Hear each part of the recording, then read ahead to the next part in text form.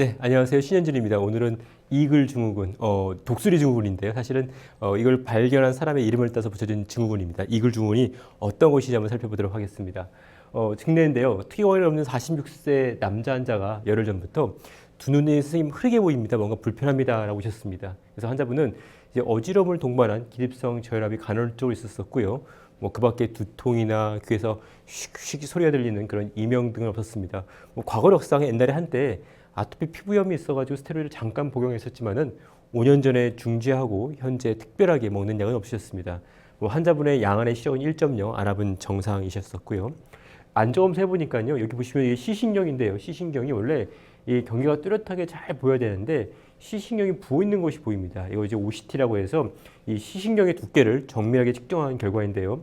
보통 보시면은 이 녹색이 정상 범위인데 녹색보다 더 얇아져 있으면 시신경 위축이라 하고요. 그럼 빨간색으로 나타나는데 오히려 환자분은 시신경이 부어 있다 보니까 이렇게 이 녹색을 넘어서 이렇게 위로 두께가 표식을 볼 수 있습니다. 그래서 양쪽의 시신경이 굉장히 부어 있는 걸 알 수가 있습니다. 즉 환자분은 뭔가 원인에 의해서 이 시신경이 부어 있어서 이로 인해서 우리가 시력 정보들이 시신경을 따라서 뇌로 가야 되는데 시신경이 부어 있으니까 시신경을 꽉 누르지 않겠습니까? 그러니까 뭔가 이제 안 보여서 시력 흐림, 시력 저하로 오셨다는 걸 추측을 할 수 있겠습니다. 우리가 이렇게 양쪽에 시신경이 부어 있는 경우를 파필 이데마 또 뇌압이 높은 경우에 한해서 시신경 부종 이렇게 하는데요. 실제로 뇌압을 재보니까 환자의 뇌압은 우리가 한 160 정도, 보통 이게 200이 넘어가면 좀 높은 건데요. 160 정도로 크게 높진 않으셨고요. 나머지 뇌 척추액 검사에서도 특별한 문제는 보이지 않으셨습니다. 보통 이게 양쪽에 시신경이 부어 있으면 우리가 MRI만 찍는 것이 아니라 MRV를 찍어서 이 몸을, 이 뇌를 통과한 혈액이 잘 빠지는지를 반드시 확인을 해야 됩니다. 이 환자분을 보시면은요, 우리가 이렇게 뇌로 간 혈액이 흘러서 목으로 가는 이 통로가 있는데 여기가 주귤라 벤이라 합니다. 여기가 이렇게 눌려가지고 얇아진 걸 볼 수가 있죠. 얇아져 있고요. 보시면은 주변으로 해서 이렇게 꼬불꼬불한 것들이 보이는데 원래는 그게 보이면 안 됩니다. 하지만은 이 정맥이 막혀 있다 보니까 그 주변으로 콜라테랄이라 해서 우리가 새끼리죠. 새끼리 발달돼 가지고 주변에 꼬불꼬불한 정맥길을 볼 수가 있습니다. 그래서 우리가 이런 경우에 양쪽에 이렇게 목정맥이 좁아져 있는 경우에, 막혀 있는 경우에는 우리 반드시 이제 이글 증후군을 고려했는데요. 이글 증후군은 우리가 경상돌기라 해서 정상적으로 있는 돌기가 있습니다. 이 경상돌기인데 이것이 비정상적으로 길어지면요, 이 길어지면서 주변의 혈관, 동맥과 정맥 아니면 신경을 압박하는 것이 바로 이글 증후군입니다.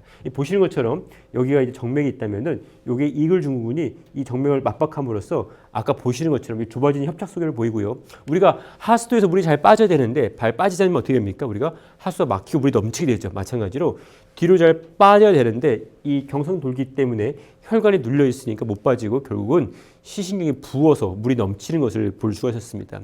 그래서 보시면은 우리가 이런 경우에는 CT를 찍으면 오히려 더 정확히 할 수 있는데요.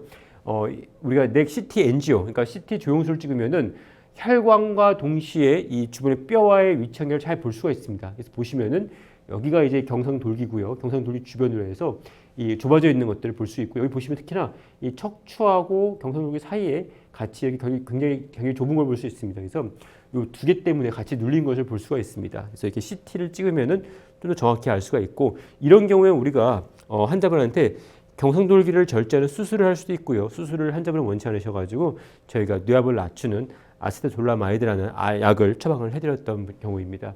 환자분은 처음에 했을 때는 이렇게 부어 있었는데요. 나중에는 시신경이 굉장히 얇아서 정상으로 거의 돌아온 것을 보일 수 있고요. 환자분의 증상 또한 호전되었습니다. 그래서 우리가 이제 이글 증후군을 다시 말씀드리면은 이 경상돌기, 영어로는 스타일로이드 프로세스라는데 이것이 비정상적으로 이제 긴 경우에 아니면 주변 조직과 이렇게 석회화된 인대들 때문에 주변의 동맥과 혈관 이런 것들을 또 신경을 눌러서 나타나는 이런 증후군을 우리가 이글 증후군이라고 할 수 있고요.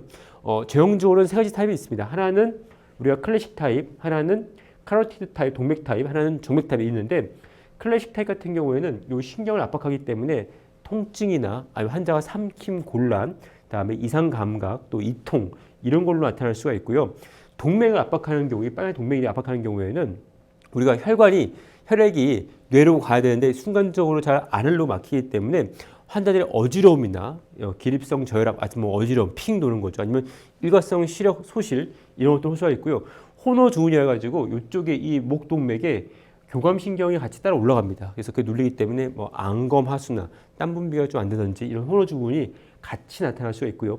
정맥 타입 같은 경우에는 우리가 이 정맥을 누르기 때문에 아까 환자처럼 파이프가 눌리는 거죠. 뒤로 못 내려가기 때문에 하수 막혀가지고 시신경이 부종이 나타날 수 있고요. 시계 붓고 뇌 압이 높아지니까 두통이 나타날 수 있고, 그 다음에 이 높아진 압력이 이 트랜스버스 사이너스, 이 정맥을 눌러가지고 이명이 나타날 수 있습니다. 휙휙휙 거리는 마치 좁아진 파이프가 있으면 물이 그 파이프를 통과할 때 나는 소리죠. 그걸 귀에서 느끼는 것이 바로 이명인데요. 이런 것들을 느낄 수가 있고요. 일과성 시력, 소시를 또 호소할 수가 있겠습니다. 그래서 우리가 이글군이 있을 때 이게 다양한 형태로 환자분이 나타날 수 있는 것을 알면 되겠습니다. 치료 같은 경우에는 우리가 아까 말씀드린 것처럼 이 CT를 찍어서 CT 엔지오를 찍어가지고 이 뼈와 그다음에 정맥과의 관계를 더 알 수도 있고요. 그리고 이 시신경이 부어 있는 경우에는 우리가 MRV를 찍으면은 얼마만큼 더 정맥이 좁아지는지를 같이 알 수 있겠습니다. 그리고 이 다이내믹 카테터 엔지오그램에 의해서 막혀 있는 부분, 이 경상동에 막혀 있는 부분에 앞과 뒤에 압력을 실제 측정함으로써 우리가 정확하게 이것이 이 좁아진 혈관 때문에 그렇다는 것을 우리가 좀 더 정확히 알 수가 있겠습니다. 치료 같은 경우에는 이 늘어난 경상도기를 잘라주는 수술이 있고요. 아니면 아까 같이 먹는 약을 통하면서 보존적으로 경과관찰하는 방법도 있겠습니다. 네.